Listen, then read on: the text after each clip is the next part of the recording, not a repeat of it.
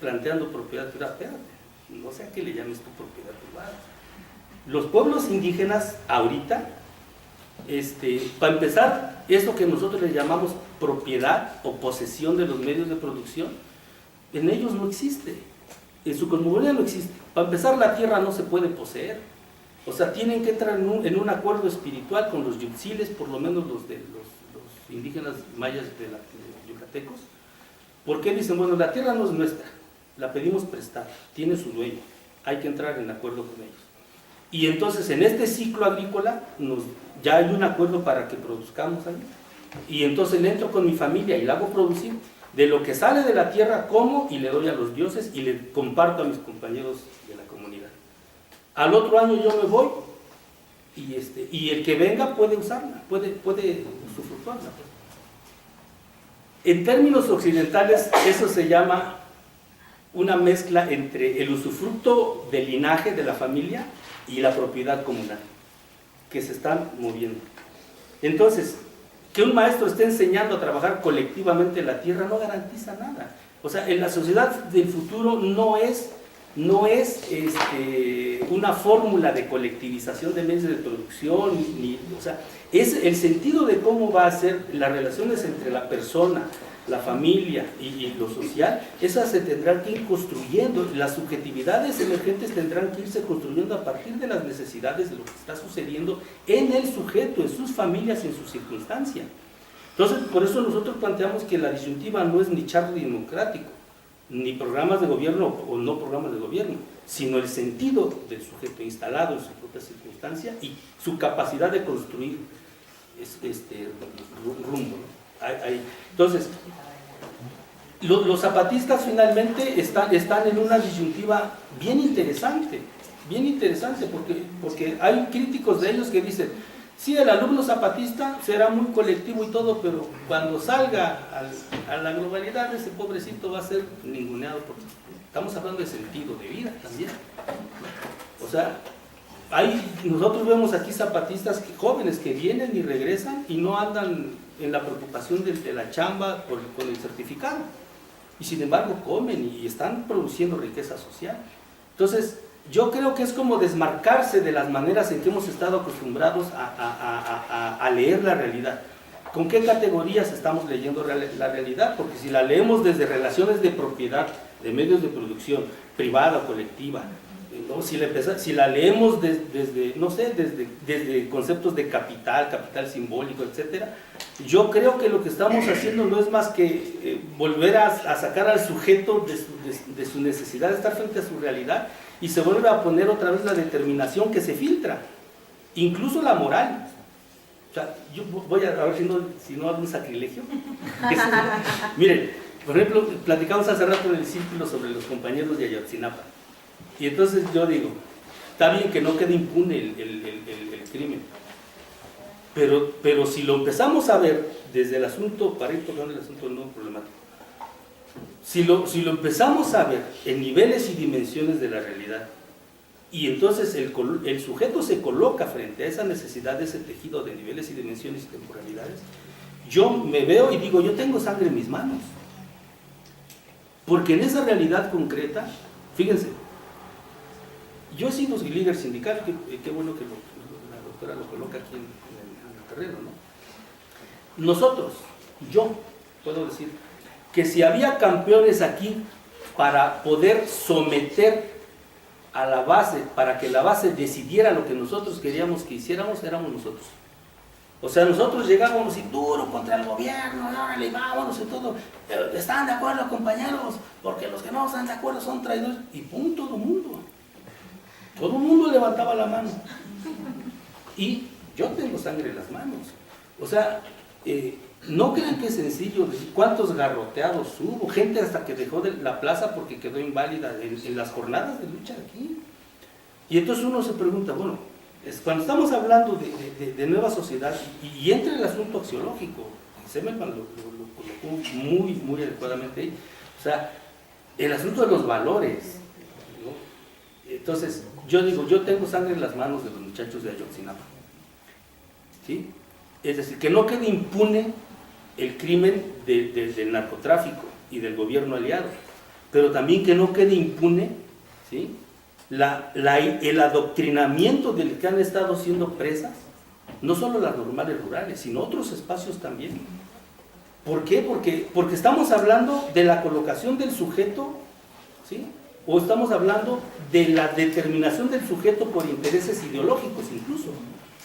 Y entonces yo digo que si pensamos el caso de los compañeros de Ayotzinapa, no solamente en el momento que estamos viviendo, sino en la historia de lo que han sido las normales rurales, en la historia de los poderes que se han juzgado y que han determinado ahí, Ayotzinapa, Guerrero, estamos hablando de las guerrillas, estamos hablando, bueno, y para adelante, del sentido simbólico de lo que se dice en las aulas, de lo que le llamamos resistir o construir, de lo que le llamamos lucha social, de lo que le llamamos movimiento social, ¿no? O sea, yo digo que hay que volverlo a poner otra vez en el tamiz de la reflexión, porque también yo digo, bueno, a mí me han preguntado, oye, ¿tú cómo ves los movimientos sociales? Nosotros veníamos de tomas de tierras, de un montón de cosas así. ¿Cómo ves? ¿Está en crisis el movimiento social?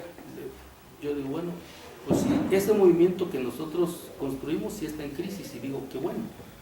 Pero yo veo un montón de movimientos sociales de otro tipo, y luego me siento en el desafío de ponerme a la altura de esos movimientos sociales, que algunos logro ver y otros que no. O sea, ¿por qué el movimiento social tiene que estar reducido a los parámetros con los que yo aprendí a vivirlo? O sea, esos que a mí me pusieron en el lugar del dirigente sindical al que nadie se le ponía enfrente. O sea, y a eso le llamamos democracia, y de eso se han escrito ríos de tinta, y no solo de la historia del sindicalismo en Chiapas y en México, sino de la historia de eso que se llamó, incluso se ha llamado la lucha de clases en este país, ¿no? Y bueno, ahí hay ríos de tinta también sobre lo que se ha llamado la historia de México, la historia de la izquierda en México.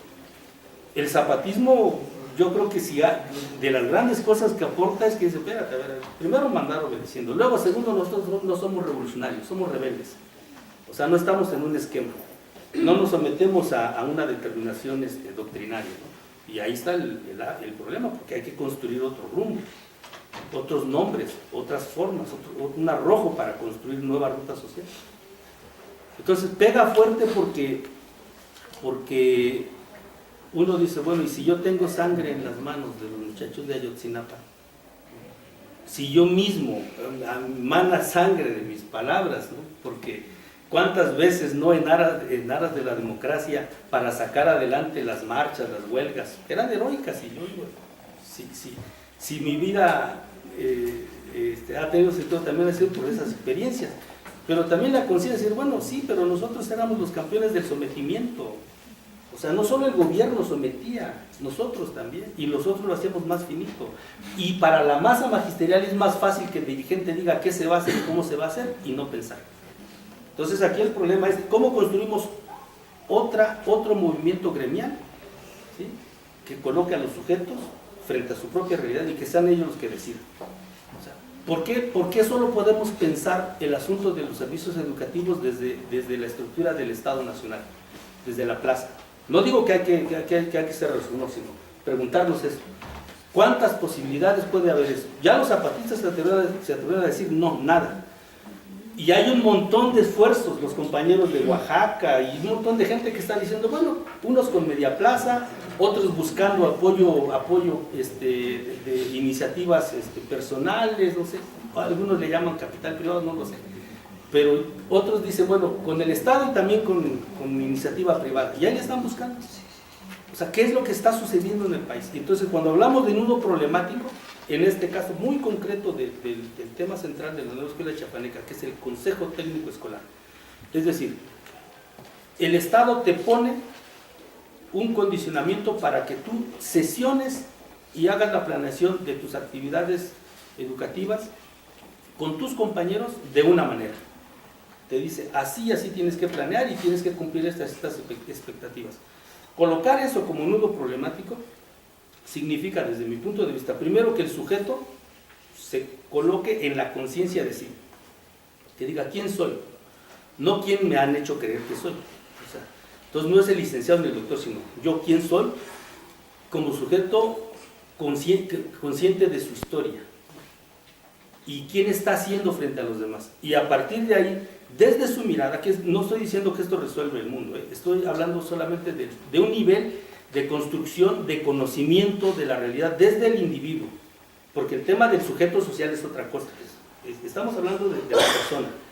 Entonces, ese sujeto que dice, bueno, o sea que si yo lleno el formulario que me dicen, tiene implicaciones hacia mis alumnos, hacia los padres de familia, hacia lo que comen, lo que no comen, hacia cómo viven, cómo se divierten, pero también tiene implicaciones con el asunto de hacia dónde va la comunidad, la región, tiene relaciones con los poderes, que sí, tiene relaciones con el asunto cultural, claro, y luego tiene relaciones con lo que hemos sido como Estado también, qué estamos siendo como nación en términos políticos, económicos, sociales y culturales, qué está sucediendo con la globalidad y cómo todo esto se está relacionando con este temita tan aparentemente tan simple que es la reunión de maestros para que hagan el plan de trabajo del mes.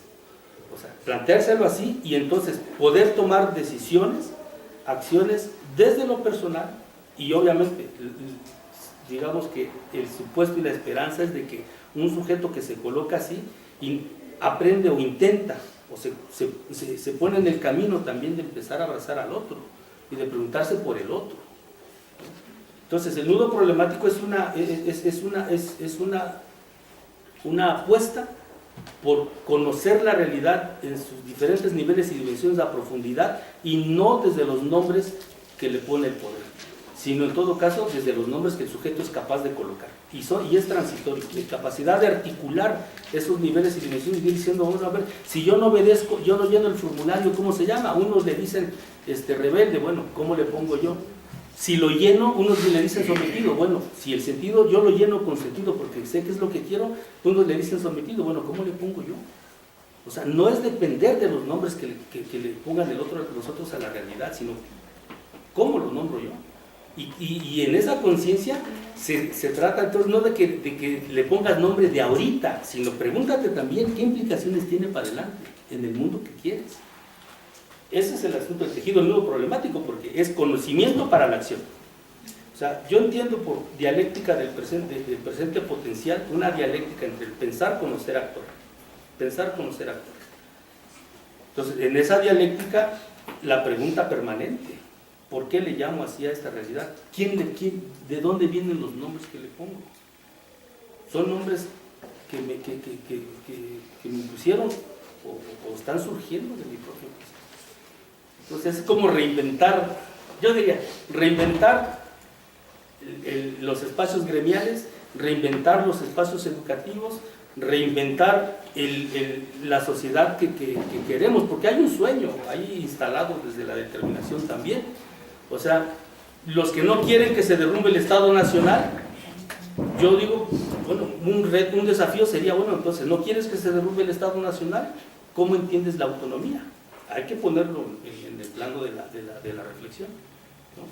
Porque los zapatistas sí lo ponen en tensión, dicen, bueno, nosotros no queremos estar así, no queremos ni tus maestros, ni tus médicos, ni tus ingenieros, vamos a ahora. Entonces, no, que sí que lo dé, está bien, que dé todo lo que puede el Estado, pero entonces, ¿a qué le estás llamando autonomía? ¿Cómo la construimos? No en blanco y negro, sino cómo la construimos en estas tensiones reales, porque la gente, este país, hasta este momento, grandes, amplísimos sectores de la población están esperando así del Estado Nacional. Los egresados de educación básica, de educación media y educación superior, en buena medida, ingenieros salen esperando a ver si consiguen una plaza de base en la estructura de gobierno. Médicos igual, buscando plaza de base. Ahora, si uno lo pone en el otro extremo dicotómico, bueno, entonces que salgan a poner sus empresas particulares. Nosotros decimos, espérate, ¿por qué no colocamos al sujeto en su historia? Y nos preguntamos, ¿de qué otra manera pueden egresar ellos? En vez de que salgan así, que salgan construyendo, mi punto de vista es así, inferencialmente, que salgan construyendo empresas sociales capaz de abrazar a los otros en sus necesidades, que se opongan a la producción del capital, del capitalismo, vaya, pero que generen riqueza social. Y eso no existe una fórmula para eso, se tiene que colocar el sujeto y asumir su propia construcción. Y eso tensa todo lo que estamos siendo como latinoamericanos también. O sea, tensa todo. Perdón, hasta no sé si...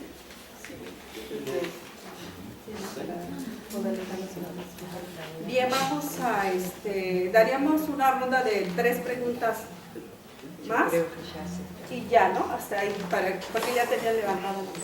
Y que ahí cerramos para dar la participación. Primero la compañera y luego... Estoy tratando de hilar las ideas, ¿no? Desde mi apasionamiento. Yo insistiría en la pregunta un tanto que hacía la doctora Estela.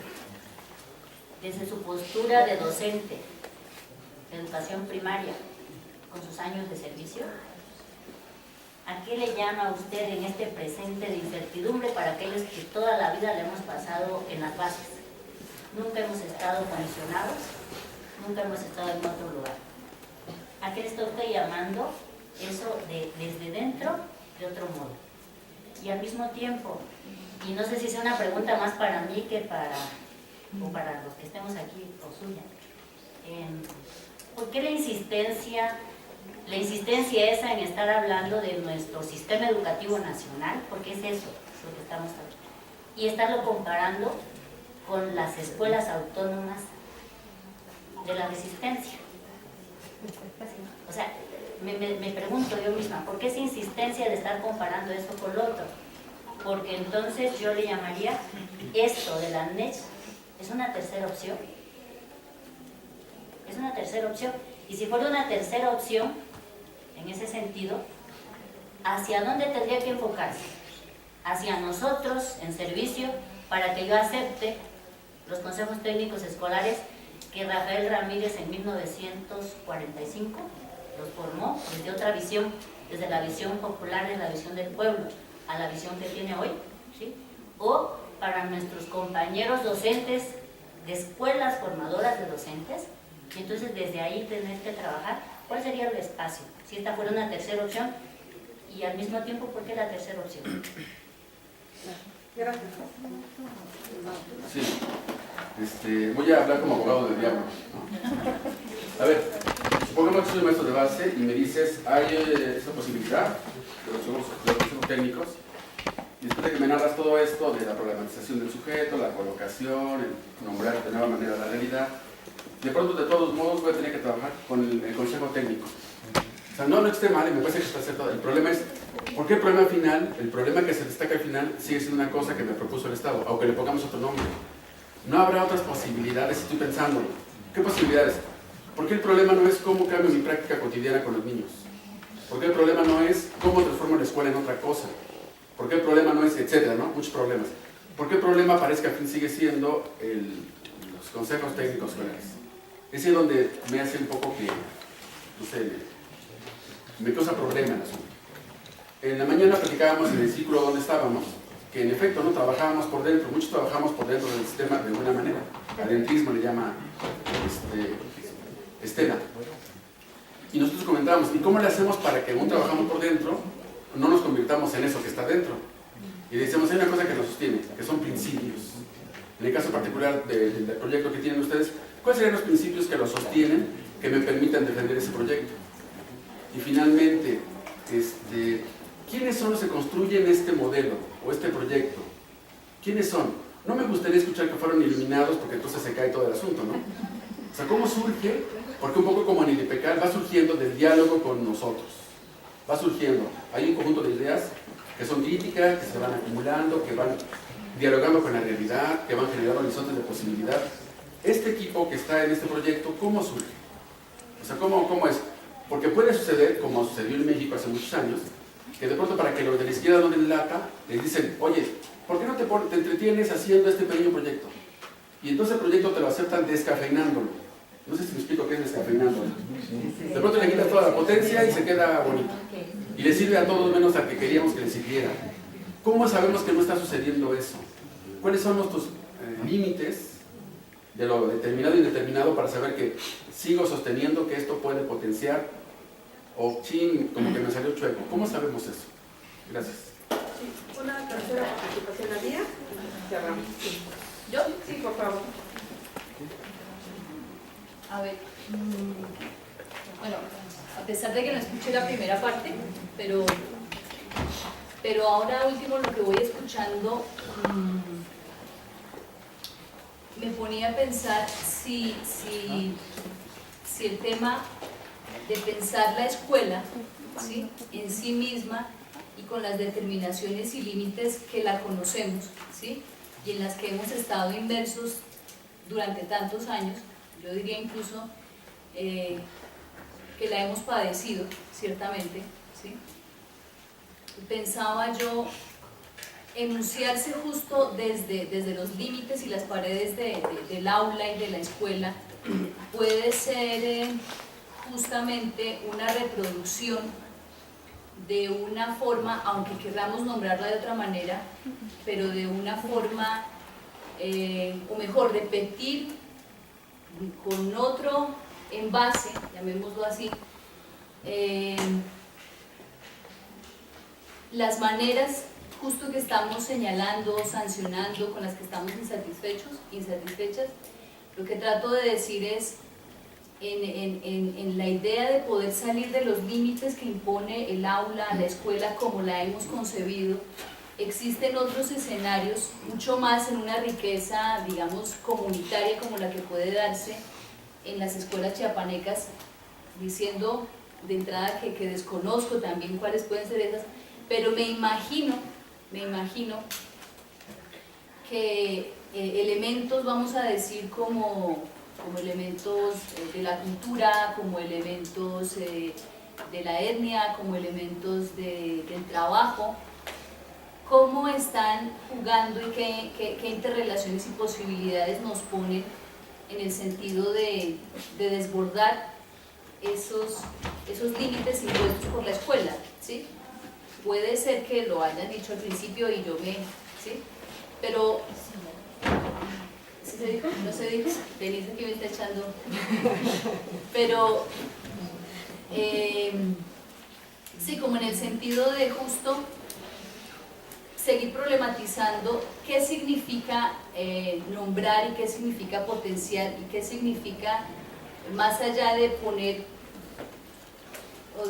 una categoría bajo otro nombre, ¿sí?, sino cómo estamos complejizando el sentido del aprendizaje, ¿sí?, más allá de los muros, finalmente.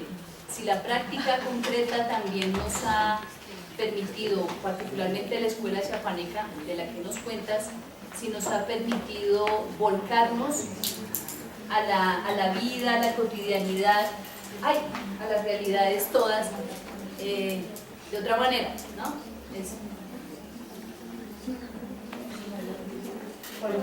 Ya, sobre eso, miren, yo creo que hay que platicarles. Primero, el proyecto lleva un año, pero están sucediendo cosas en este plano de lo cotidiano. Es decir, el dispositivo central del proyecto es, sin menosprecio del círculo que tienes, es la pregunta problematizadora.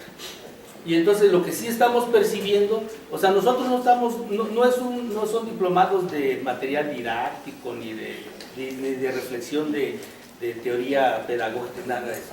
Estamos en el proceso de colocación del sujeto, y desde ahí, ¿qué es lo que estamos observando? A un año apenas está tierno el asunto. Los compañeros, y yo traigo ahí un video, si quieren lo dejo ya, a lo mejor mañana, son 8 minutos, 12 minutos que está el video. Los compañeros y compañeras que empiezan a decir, bueno, yo no me había preguntado por la relación que establezco con mis alumnos. Y otros, no, pues yo sí les gritaba, nunca les pregunté qué querían saber, y ahora me lo empiezo a preguntar, y ahora empiezo a tratar ahora. ¿Por qué? Porque nosotros estamos planteando que el asunto no es prescriptivo, sino en todo caso, o sea, nosotros no estamos salvando a nadie, no somos ningún mesías, digamos, ese tema está fuera del asunto. Aquí la cuestión es de cómo el sujeto en su propio proceso se coloca frente a esa realidad y la transforma. Entonces, que para nosotros los maestros empiecen a preguntarse qué tipo de relaciones están estableciendo con sus alumnos, y algunos también se están preguntando qué tipo de relaciones están estableciendo con sus demás compañeros maestros, con los planes y programas, con lo que no están, ellos, según ellos, deberían de enseñar y no están enseñando. Hay compañeros indígenas que se han estado preguntando, bueno, híjole, yo nunca he enseñado lo de mi lengua, ni lo de mi cultura. Pero nosotros en los diplomados no les decimos, oye, es que tú tienes que enseñar esto. No, porque no es la metodología, así pues, no es prescriptivo. Se están moviendo los sujetos, de eso sí yo creo que eso sí yo podría decir que es como la alegría que a mí me embarga de este proyecto, porque vemos entonces que los compañeros empiezan a pensar y a preguntarse muchísimas cosas sobre lo que se está haciendo, no solamente en el terreno de lo didáctico, aún lo didáctico instrumental, sino en el terreno de lo que están enseñando, cómo lo están enseñando, y también de sus relaciones con la oficialidad y con el gremio. Y están empezándose a preguntar también algunos, o sea, compañeros que han dicho, oye, ¿y cómo le vamos haciendo? Porque fíjate que aquí tenemos, el ejido tiene tierras, tiene vacas y comemos maseca. ¿Y qué no podríamos también en la NESH empezar a preguntar, no sé, vamos haciéndolo juntos? O sea, si fuera prescriptivo nosotros le diéramos un plan de nueva sociedad a los compañeros y un plan de nueva educación. Nosotros no estamos dándoles a nadie ningún nuevo modelo educativo. Lo que estamos tratando de hacer es lo que aprendimos en IPECAL, es desatar, abrir el proceso de colocación de los sujetos y que se problematicen al máximo, de tal manera que si algo habrá que hacerse, que sea desde ellos, y sí la idea de salir de las determinaciones conceptuales o parametrales, pues, es decir, cuando hablamos si ustedes me preguntan, bueno, ¿cómo sabes tú que no estás dentro de? Yo no, en realidad no es mi preocupación tal y como se pregunta. Lo que yo sí me estoy preguntando es el sentido de mi vida y en compañía de mis demás compañeros, ¿no? De los demás. Eso sí me lo estoy preguntando. De lo que no quiero ser, de lo que me duele y me afecta, y de lo que no quisiera que doliera y afectara a mi familia, a mis hijos y a mis compañeros de comunidad y lo que pienso de este país. Eso sí me lo pregunto. Entonces, sí tengo claro que no es prescriptivo, no es prescriptivo. Y si algo a mí me enseñó IPECAL es precisamente a preguntarme a qué le llamo cuando le llamo algo. Y preguntarme de qué otras maneras puede ser. Y no es una cuestión solo de nombre, sino de ir haciendo. Ir haciendo y en esto que nadie tiene la varita mágica para decir, mira, es que esto lo está haciendo mal, esto lo está haciendo bien. Es una exploración. La conciencia, en todo caso, que tiene que ver con construir conocimiento, ¿sí? Desde esta propuesta metodológica, tiene que ver con cómo te desmarcas de la determinación del otro, cómo nombras y construyes desde ti, y a eso le pones acción, ¿no? O sea, es más amplio. Entonces, no es una escuela didáctica, pedagógica, en el sentido instrumental, sino nosotros estamos tratando esa es la apuesta, de darle continuidad a esto que creo que aprendimos aquí. De ahí surgió el equipo. Nosotros no somos un equipo de iluminados. Si no, ya hubiéramos llevado la receta de cómo debe dar clases el maestro y el plan. Pues mira, este es el modelo alternativo, ¿no? Estamos en la conciencia de que esto es una construcción colectiva o no lo es. Y que es con sujetos frente a sus propias circunstancias. Si no, no lo es. Entonces, en eso estamos. Es muy reciente. ¿Puede fracasar? Claro, se puede fracasar. Se puede volver tal. Se puede incluso corporativizar. Puede ser que, o sea, eso no lo sabemos. O sea, ahí están los sujetos moviéndose. Puede ser que crezca. Fuimos a la UNAM con eso, ¿cierto? Y los de la UNAM nos dijeron, bueno, ustedes lo que quieren es transformar el gobierno, los van a madrear, pónganse abusados. Porque el día en que el gobierno se dé cuenta que lo que ustedes quieren hacer, los van a aplastar. Pues es un volado. Primero que podamos hacerlo, ¿no? Pues eso no lo sabemos, pues. Claro, yo quisiera también tener la varita para decir, sí, miren, aquí está la garantía de que lo vamos a hacer. No lo sabemos. Ahí está la apuesta, ¿no? Y yo digo que, no sé, yo he dado clases de mis 30 años alrededor de 14 frente al grupo. Hace un mes dejé el grupo, ¿no? Y me ha tocado por distintas razones dar clases y luego salir, dar clases y salir. Entonces yo creo que no se trata precisamente de cómo vemos la realidad, o sea, yo creo que se trata de colocarse en sus propias circunstancias, ¿no? Y entonces desde ahí moverse, leer la realidad y moverse. instalarse en lo indeterminado con conciencia. Y creo que eso pues es lo que, digamos, yo lo que entiendo por proyecto ético-político tiene que ver no con pedir una receta de cómo va a ser el futuro, sino con asumir en mis manos eso, hasta donde pueda, y en compañía de los demás, ¿no? En compañía de los demás, hasta donde podamos. ¿Qué se derivará de ahí? Pues ese es el gran reto que tenemos ustedes. Gracias, maestro Juan Carlos. Bueno, pues este proyecto que nos comparte el maestro Juan Carlos y el maestro Daniel, me parece que nos da para seguir pues expresando algunas ideas, formulando preguntas, haciendo devoluciones, porque pues hablar de proyecto de escuela es algo tan amplio y que desde nuestro pensar, desde nuestro lugar de mirar, desde los valores, los principios, ¿cuánto material tendríamos para estar comentando? Entonces, solamente abrimos como que este espacio para seguir hablando, reflexionando y también devolviendo, ¿no?, a los compañeros. Y que por mi parte hay varias preguntas que me gustaría devolverles, compartirles, pero en este momento creo que lo vamos a dejar para el final. Y pues que el maestro Guillermo nos presente, nos socialice su experiencia, por favor. Muchas gracias.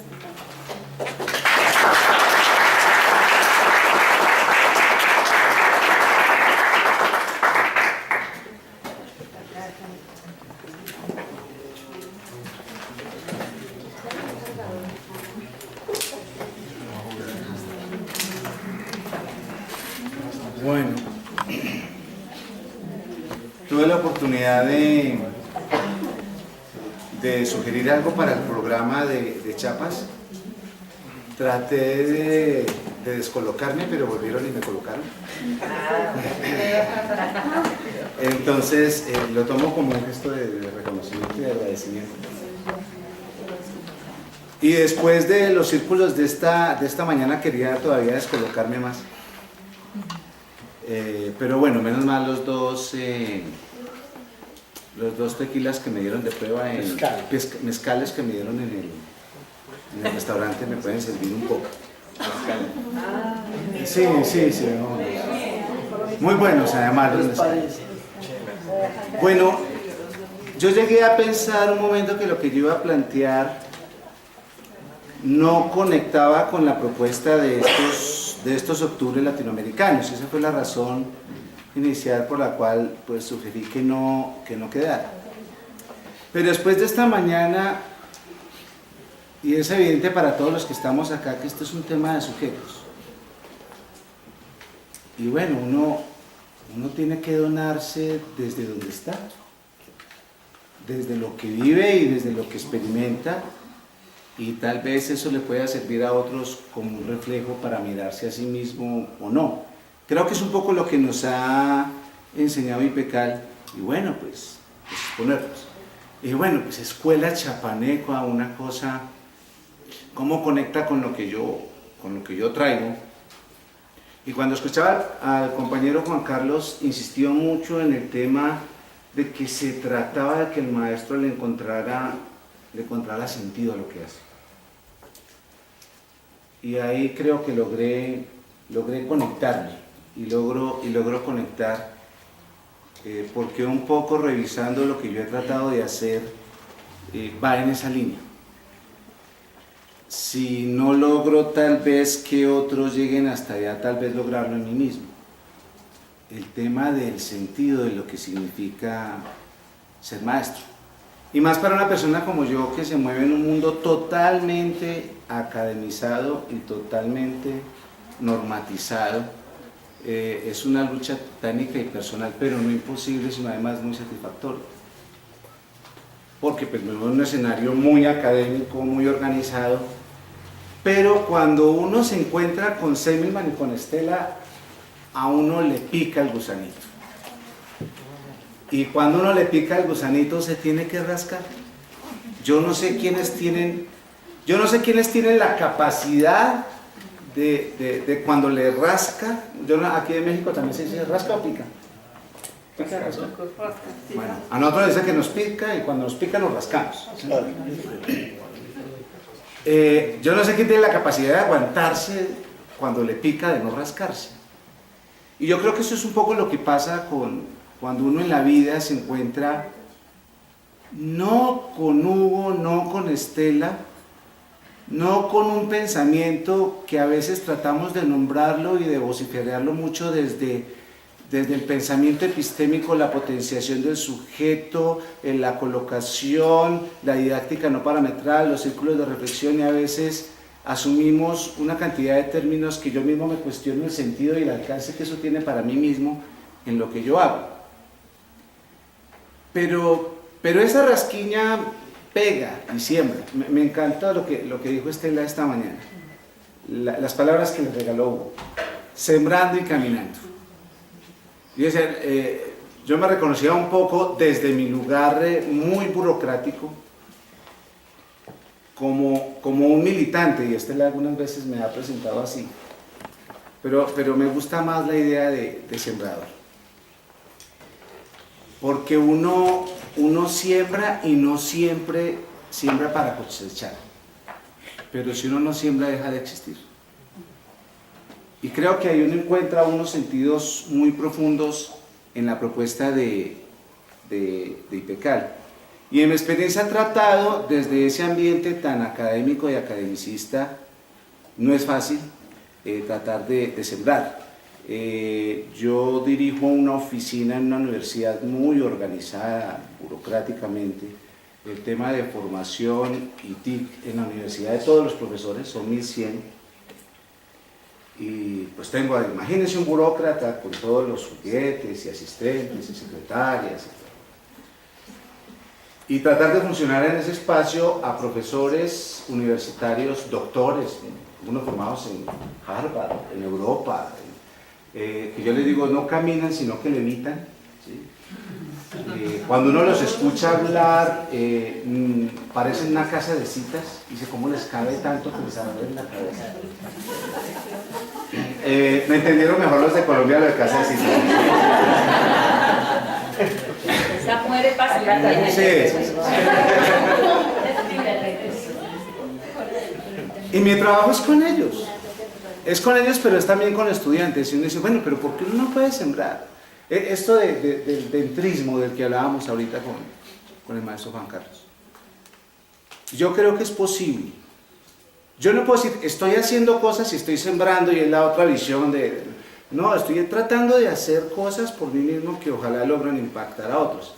Y me perdona la infidencia, Olga. Hola, es un resultado de eso. Una clase, día y medio, no más.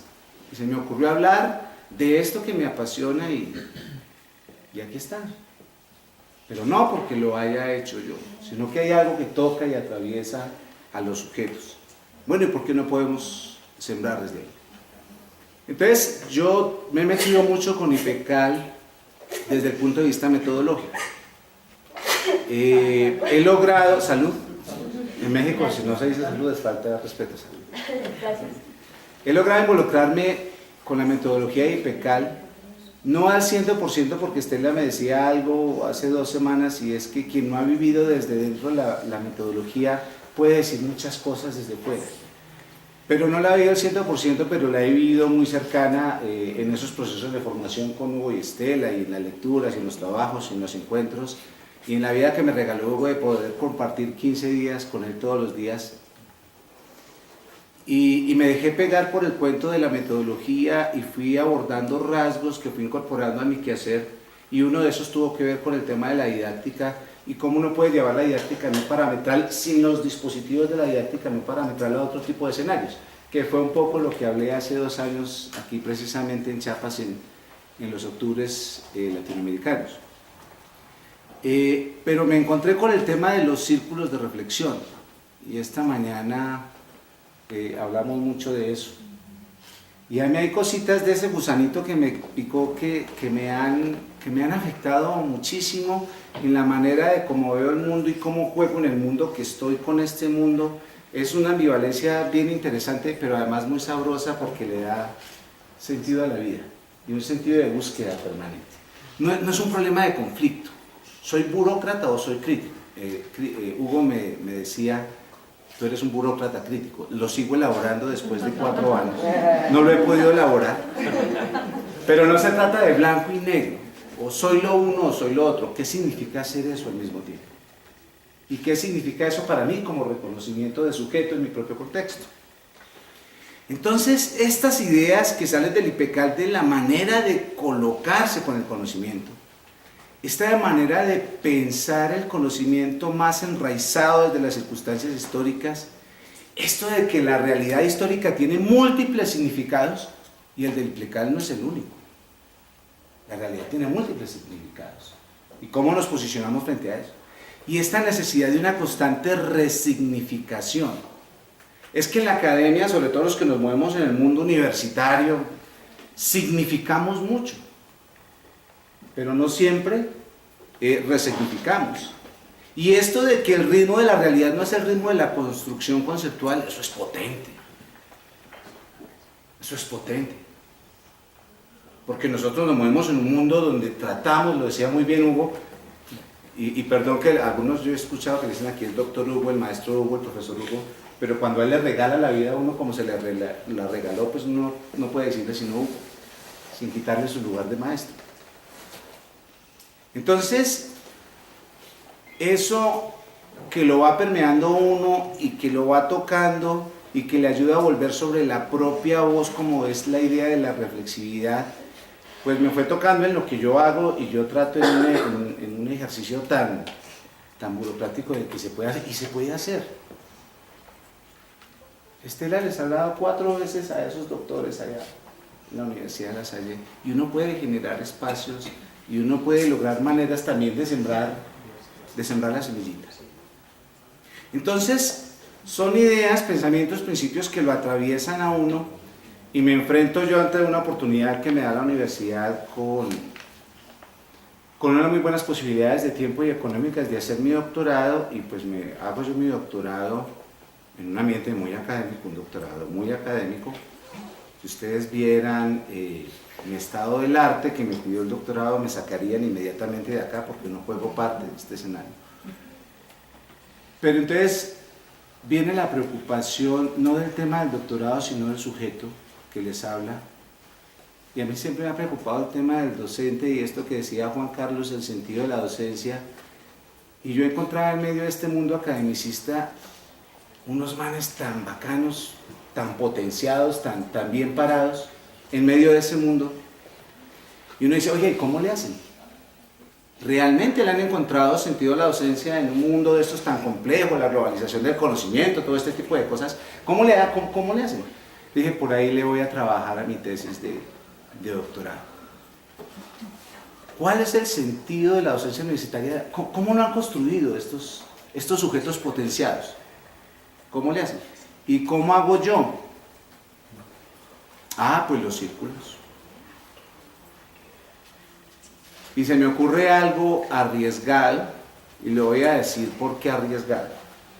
Porque presentarle yo a la academia una cosa que se llama círculos de reflexión como instrumento de investigación es algo osado. Pero decirle a IPECAL que los círculos de reflexión ya no van a ser un dispositivo de formación, sino un dispositivo de investigación, también osado. Pues tiré el salto al vacío.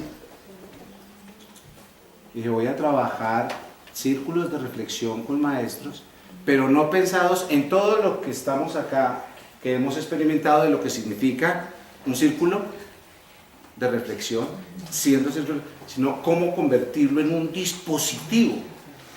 Y entonces, lo primero que hice cuando mi candidatura es, y me cayeron obviamente a los doctores internacionales y todo eso, pero su instrumento no es un instrumento, es un dispositivo. Porque el dispositivo articula, el dispositivo dispara, el dispositivo pone en movimiento, el instrumento recoge.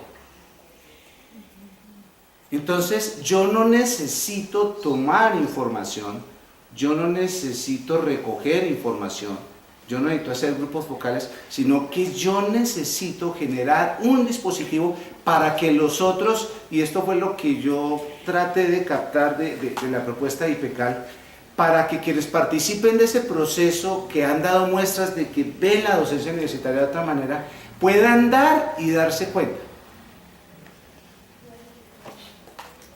Que es una de las cosas grandes que hemos vivido todos los que hemos participado en círculos. Dar y darse cuenta. Claro, sin tener la experiencia en haber pasado por IPECAL, arriesgarme a coordinar círculos, otro salto en el vacío. ¿Cómo hago para que den y se den cuenta del significado de la docencia universitaria? Yo voy a trabajar con maestros, pero además esos maestros ni están haciendo tesis en IPECAL, ni están haciendo los módulos, ni están problematizando, ni estábamos pensando, comillas, categorialmente, pero ni les tenía que pedir palabras claves, ni tenía que hacer procesos de resemantización. Y como dicen aquí, pues ahora, ¿cómo le haces? Y pues haciéndole. Cerremos los ojos, recordemos un poco esas experiencias con Hugo y Estela, recojamos esos sentidos que uno va aprendiendo en el trabajo y en el diálogo con ellos, y pues hágale, manito. Y fui entendiendo en ese ejercicio algo que decía Estela esta mañana, y es que los círculos no son una metodología para IPECAL.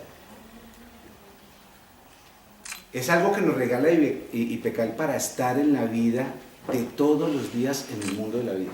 Lo copié textualmente porque lo dijiste esta mañana. Bueno, ¿y por qué no puede ser eso un espacio, un ejercicio de investigación doctoral, formal, académico? ¿Por qué no? Pues me lancé al vacío y cogí 3 grupos muy cercanos y muy diferentes entre sí. El primer grupo de círculo fue, yo tengo un grupo de investigación sobre docencia universitaria, que somos amigos, somos investigadores, hacemos todo lo que pide la academia, pero hemos hecho otras cosas que nos potencian como sujetos. Estela conoce esos testimonios. Y dije, pues con ellos llevamos construyendo un proceso. Creo que yo debo hacer los círculos con ellos, a ver qué es lo que hemos construido, no desde la investigación, sino desde nuestro ser de docente. Segundo, mi trabajo me permitió identificar gente maravillosa y logré encontrar 5 maestros y maestras maravillosas que los invité al círculo, pero aquí ya tenía 2 grupos diferentes. Alguien con quien había compartido la vida durante 5 años y pues era muy fácil decir, oiga, partner, venga. Pero otros que veían allá una autoridad de la universidad que nos llamaron de la vicerrectoría a una reunión sobre una cosa que llama círculos de reflexión, hay que ir. Y así fue. Para engancharlos. Y yo no sé por qué se inventan vainas y dije, no, pues ya que voy a hacer la pasantía en México, llevo 23 días acá, y dije, pues voy a hacer unos círculos en la Universidad de La Salle de México. Y entonces tenía los contactos y todo eso y me cuadraron otro grupo. 3 grupos distintos, con características distintas, con contextos distintos, a hacer círculos. 19 círculos, casi 60 horas de grabación y casi 1200 páginas de digitación de lo que ocurrió ahí. No me pregunten qué voy a hacer con eso, porque no tengo ni idea. Es otro salto en el vacío. Pero impresionante. Resumo un poco y voy a traer unos pequeños testimonios. Lo que les dije en el último círculo de mi grupo de amigos de investigación, yo les dije, mire, yo no sé si esto sirve para el doctorado o no, pero esta vaina yo la tenía que hacer. Yo no sé qué va a pasar con esto. Dentro de todos los dispositivos como burócrata crítico que hago, organizo unas jornadas de formación donde los profesores voluntariamente obligatorios tienen que asistir. Y pasamos por cerca de unos 500 profesores. Ahora, imagínense un escenario en una universidad tan académica, imagínense un escenario donde hay un decano, 5 directores de programa, secretarios académicos, buenos burócratas intelectuales, doctores de esos de Harvard y todo eso, un proceso de formación. Claro, ahí pica el gusanito. Yo no les iba a poner unas charlas muy formales, les traje a alguien que tratara de afectarlos subjetivamente.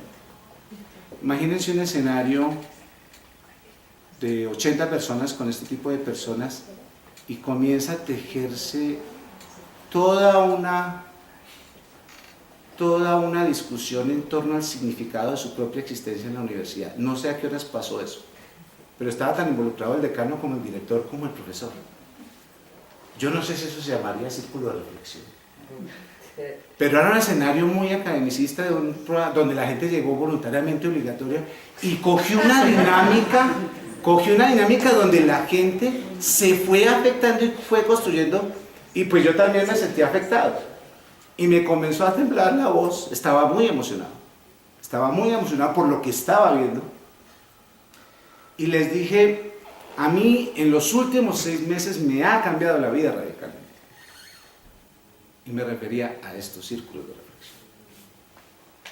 Porque yo creí que era un investigador tratando de ser organizado, juicioso, que trataba de hacer una lectura, que trataba de hacer una propuesta alternativa, que creyó que iba a funcionar muy bien, que iba a producir algo nuevo. Y pues si uno se mete en los círculos, uno tiene que quedar afectado. Y yo quería que los otros construyeran el sentido de su docencia para yo poder decir algo en mi tesis de doctorado. Y yo resulté descubriendo cosas de mí mismo, de mis propias maneras de asumir la docencia y por qué soy docente y de dónde viene. Lo que yo quiero mostrar con esto es, hice cosas como copiando. Un día estuvimos en un círculo con Estela y entonces vi que había pancito y cafecito, entonces pues no, yo tengo que hacer los círculos. Pero pues como era gente, o sea, recuerden que algunos no caminaban sino que levitan, entonces les cuento que el doctorado me ha salido caro, vinito, quesito azul, o sea, ¿sí me entiendes? Para que Estela vaya aprendiendo cómo es. Para que Estela vaya aprendiendo. Eso,